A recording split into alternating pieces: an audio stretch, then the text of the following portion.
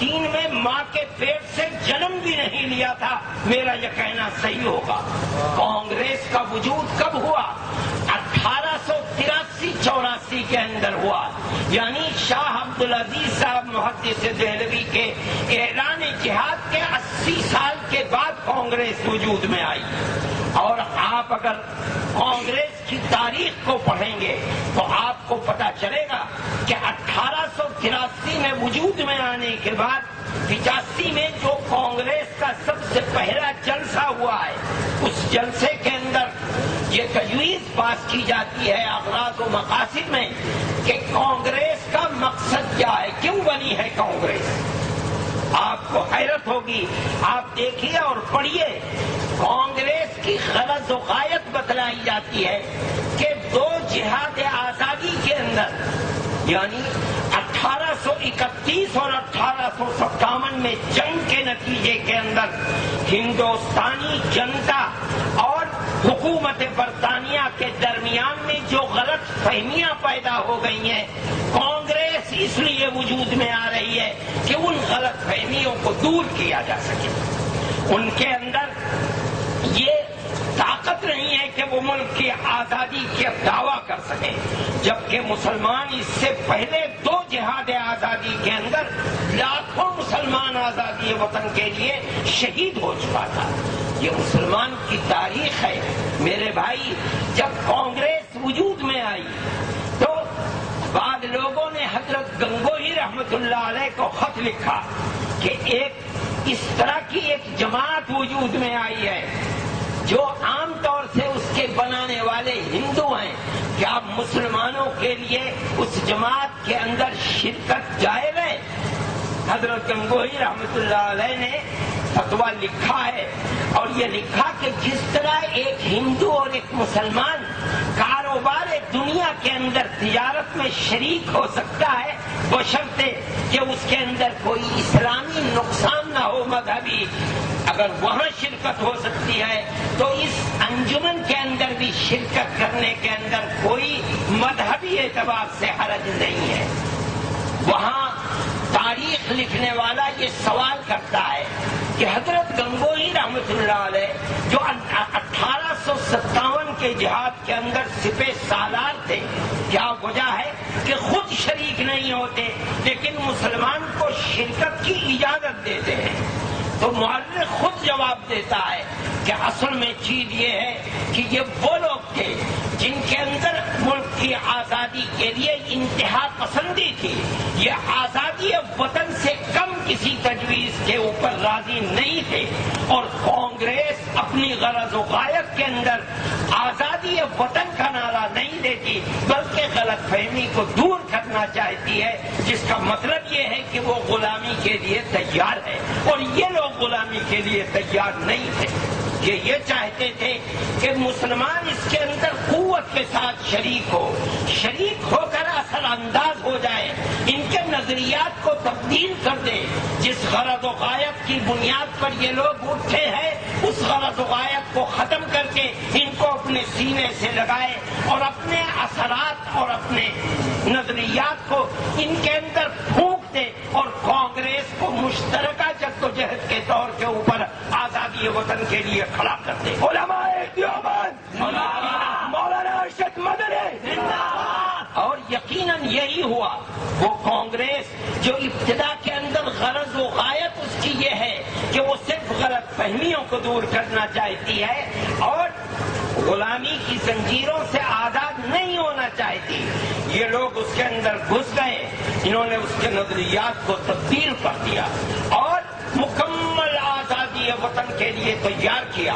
اگر کسی جگہ ذرا بھی وہ ادھر ادھر ہوتی ہے تو تاریخ یہ بتاتی ہے کہ فوراً جمعیت علماء اس کو آنکھ دکھلاتی ہے اور کہتی ہے کہ ہم تمہارے خلاف کھڑے ہوں گے، بلکہ کھڑے ہو گئی، یہاں تک کہ مجبور ہوئے کہ اپنے اگلے اجلاس کے اندر مکمل آزادی وطن کی تجویز کو منظور کیا۔ پھر میرے بھائی، میں اب اس موضوع کے اوپر آتا ہوں۔ جیسے جیسے وقت قریب آتا جا رہا ہے اور ملک آزادی کی طرف چل رہا ہے، جمعیت علماء ہند برابر ان سے یہ کہہ رہی ہے کہ آزادی کا وقت قریب آ رہا ہے، ہم تمہارے ہماری شرط یہ ہے کہ آزادی وطن کے بعد جو ملک کا دستور بنے گا وہ دستور سیکولر اور جمہوری دستور ہوگا۔ آج بھی وہ تجاویز ہمارے سامنے ہیں، ہمارے پاس موجود ہیں، جن تجاویز کے اندر ملک کی آزادی کے بعد ملک کس طرح چلایا جائے گا، اس کا دستور کیا بنے گا، وہ تمام چیزیں ہیں سامنے کہ ملک کا دستور سیکولر دستور ہوگا۔ یہ جمعیت علماء کی مانگ تھی اور اسی بنیاد پر جمعیت علماء نے ان کے ساتھ اشتراک کیا تھا۔ ایک کے بعد دوسری تجویز، دوسرے کے بعد تیسری تجویز، ہر اجلاس کے اندر مطالبہ کیا جا رہا ہے۔ حضرت مفتی کفایت اللہ صاحب مطالبہ کرتے ہیں، دوسرے صدور مطالبہ کرتے ہیں، اور کانگریس برابر یقین دہانی کرتی چلی آ رہی ہے، یہاں تک کہ ملک آزاد ہوا۔ بدقسمتی تھی کہ ملک آزاد ہوا، لیکن ملک آزادی کے ساتھ انگریز کی خفیہ پالیسی اور خیانت کی پالیسی کے ساتھ ملک تقسیم بھی ہو گیا۔ ملک تقسیم ہوا، اس کا سب سے بڑا نقصان ہوا۔ مسلمان کی طاقت ایک ملک سے دو ملک میں، دو سے تین ملکوں کے اندر تقسیم ہو گئی۔ اس کے ساتھ ساتھ ملک کے اندر ایک دوسرے طبقے نے جنم لیا۔ وہ طبقہ پہلے سے موجود تھا، لیکن اب اس کے اندر ملک کی آزادی کے بعد طاقت پیدا ہو گئی، جس کی بنیاد، جس کے سرپرست سردار پٹیل تھے، جو اس ملک کو یہ چاہتے تھے کہ جب مسلمان نے اپنا ملک الگ مذہب کی بنیاد پر لیا ہے تو پھر اب ہم ہندوستان کو مذہب کی بنیاد پر ہندو اسٹیٹ بنائیں گے۔ یہ صرف جمعیت علماء کی طاقت تھی کہ یہ لوگ پکڑ کر بیٹھ گئے کہ آزادی وطن میں ہماری قربانی ویسی نہیں ہے جیسی تمہارے اندر تو شعور بھی نہیں تھا آزادی وطن کی بات کرنے کا۔ ہم نے ملک کی آزادی کے لیے 150 سال 1803 سے لے کر 47 تک قربانی دی ہے۔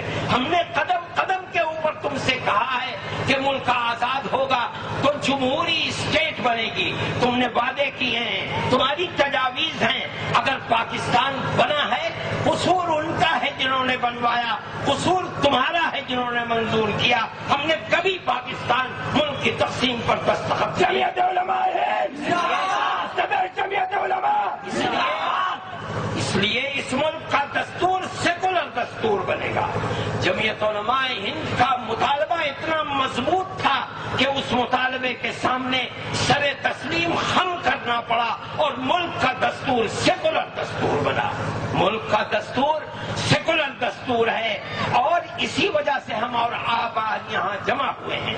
لیکن میرے بھائی، جس مسلمان کی یہ تاریخ ہے جو میں نے آپ کے سامنے مختصراً پیش کی ہے، آج انہی آباء و اجداد کی اولاد جو 150 سال تک قربانی دیتے رہے، آج اس ملک کے اندر انہی کو دہشت گرد کہا جاتا ہے، ملک کا غدار کہا جاتا ہے۔ نہیں، میں کہتا ہوں اور میں ہر جگہ کہتا ہوں، وبا کے دوہل کہتا ہوں کہ مسلمان دہشت گرد نہیں ہے، مسلمان سردار پٹیل کی روحانی اولاد دہشت گرد ہے۔ وہ ہندو تنظیمیں دہشت گرد ہیں جن کا نام RSS ہے، بجرنگ دل ہے۔ ہم کہا کرتے تھے، ہماری اس بات کو تسلیم نہیں کیا جاتا تھا۔ مولانا ارشد مدنی، مولانا ارشد مدنی، کیا باتیں کرتے ہو، خامخواہ بات کہنے نہیں دیتے، وہ اذان ہونے والی ہے تم۔ ہم کہا کرتے تھے، ہماری بات کو دنیا تسلیم نہیں کرتی تھی۔ ملک کے اندر 5 سال کے اندر خصوصیت کے ساتھ حالات کیا ہوئے، 60 سال میں چھوڑتا ہوں، بات لمبی ہو جائے گی۔ 5 اخیر کے سال کے اندر، بلکہ یوں سمجھیے کہ 4 سالوں کے اندر صورتحال یہی ہے کہ جہاں بم پھٹا یہ ثابت کرنے کی کوشش کی گئی کہ بم بنانے والا بھی مسلمان ہے، بم مارنے والا بھی مسلمان ہے، قاتل بھی مسلمان ہے، مقتول بھی مسلمان ہے۔ کس کے لیے کہا جا رہا ہے؟ اسی کے لیے کہا جا رہا ہے، اسی کی اولاد کے لیے کہا جا رہا ہے جس نے 150 سال تک اس ملک کی آزادی کے لیے برابر قربانیاں دی ہیں۔ ہم کہتے تھے غلط ہے، نہ